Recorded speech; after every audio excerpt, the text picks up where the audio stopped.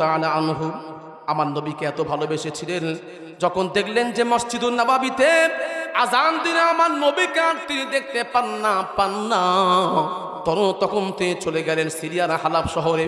সেখানে চলে গেছেন আমার নবী প্রেমে পাগল, শুধু কাঁদে আর কাঁদে, রাত দিন চোখের পানি ফেলে। 6 মাস পরে আমার নবী স্বপ্ন চোখে দেখাচ্ছে, মা হাজিহিল জাফওয়া ইয়া বিলাল, হে বেলাল তোমার কি হয়েছে, কি ওফাদারি, হে বেলাল তুমি কতটা কঠিন হয়ে গেলে, আমার শহর ছেড়ে তুমি চলে গেছো। এই স্বপ্ন দেখার পরে বেলাল আর থাকতে পারে না।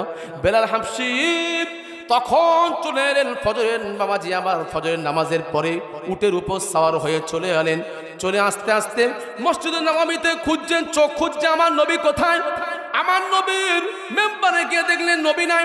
নবী রওজা পাকে গিয়ে বাবাজি আমার বেলাল হাবশী কবর মাজার মুকাদ্দাসের উপরে মাকবারের উপরে কাঁদতে কাঁদতে চোখের পানি ফেলছেন, ইয়া রাসূলুল্লাহ আমি সেই বেলাল, আমি বেলাল আপনার খিদমতে হাজির হয়ে গেছি। হুজুর আপনি আমাকে একবার দেখা দেন, হুজুর আমি আপনার খিদমতে হাজির। বেলাল কাঁদতে কাঁদতে অজ্ঞান হয়ে পড়ে গেলেন।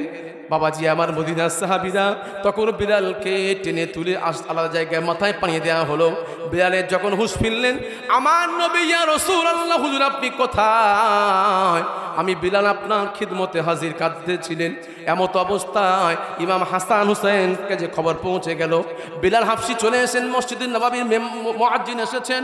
এই খবরটা যখন বিলাল হাবশীর বাবাজি আমার হাসান হুসাইনের কানে পৌঁছালো, হাসান হুসাইন বিলাল হাবশীকে বলছেন, বিলাল আমার নবীর মসজিদে আপনি মুয়াজ্জিন, আমার অনুরোধ, এলাকাবাসীর অনুরোধ, আপনি একবার আজান দিন, আপনার আজানটা শুনতে ইচ্ছুক, আপনার আজানটা শুনতে চাই।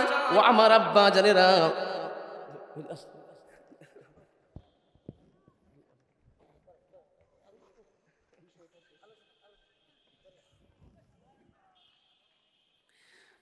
সকলে বসে যান, হুজুর কেবল এসে গেছে, সকলে বসে যান।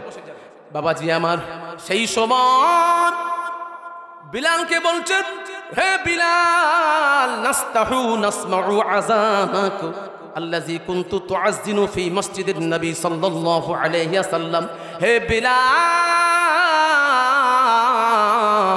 আপনার মুখ থেকে একবার আজান শুনতে চাই, যে আজানটা আপনি আমার নবীর হায়াতে মসজিদুন নববীতে দাঁড়িয়ে দিতে সে আজান দেন। বিলাল হাবশী রাদিয়াল্লাহু তাআলা আনহু যখন কথা ফেলতে পারছেন না, এর আগে অনেকেই বলেছেন তাদের কথা, তিনি বলেন না আমি আজান দিতে পারবো না। যখন ইমাম হাসান আল হুসাইন বললেন, বাবাজি আমার জান্নাতের যুবকদের সর্দার যখন বললেন, আমার নবীর লাক্তা জিগার যখন বললেন, তখন বিলাল হাবশী আর থাকতে পারলেন না। তিনি মেম্বারে মেহরাবে উঠে বাবাজি আমার তিনি মুয়াজ্জিনের জায়গায় উঠে যেখানে আজান দিতেন সেখানে মিনারে উঠে আল্লাহু আকবার বলে ধ্বনি দিতে শুরু করলেন। আশহাদু আল্লা ইলাহা ইল্লাল্লাহ ধ্বনি দিলেন। যখন আশহাদু আন্না মুহাম্মাদুর রাসূলুল্লাহ বলেছেন, আর চোখে আমার নবীর দিকে তাকিয়েছেন। আমার নবীকে যখন পেলেন না বিলাল মিনার থেকে অজ্ঞান হয়ে পড়ে গেছে। ও আমার আব্বা জানেরা, সেই দিনে মদিনার অবস্থা কান্নার রোল পড়ে গেছিল। আবার বিদ্যা বনিতা মেয়ে ছেলেরা বাড়ি থেকে বেরিয়ে এসেছে, মনে হয় আমার নবী হয়তো ফির পুনরায় চলে এসেছেন। আমার নবী যুগের আজান, বিলালের আজানের দেখে যেন একটা ছোট্ট কিয়ামত হয়ে গেল। ও আমার আব্বা জানেরা, সেই সময় বিলাল হাবশীকে আবার মাথায় পানি দেয়া হলো। বিলাল হাবশীর মধ্যে যখন হুঁশ ফিরলেন, তখন বললেন, ইমাম হাসান হুসাইন কেন আপনারা আমাকে আজান দিতে বললেন? আমি আমার নবী ছাড়া বাঁচবো না। ও আমার আব্বা জানেরা, এই জন্য আপনাদেরকে বলবো, হুব্বে রাসূল, নবীর মুহাব্বত হলো ঈমান। যার মধ্যে নবীর মুহাব্বত বেশি আছে তার মধ্যে ঈমানের নূর আল্লাহ বেশি দিয়েছেন। জোরে জোরে বলুন সুবহানাল্লাহ। নারে তাকবীর।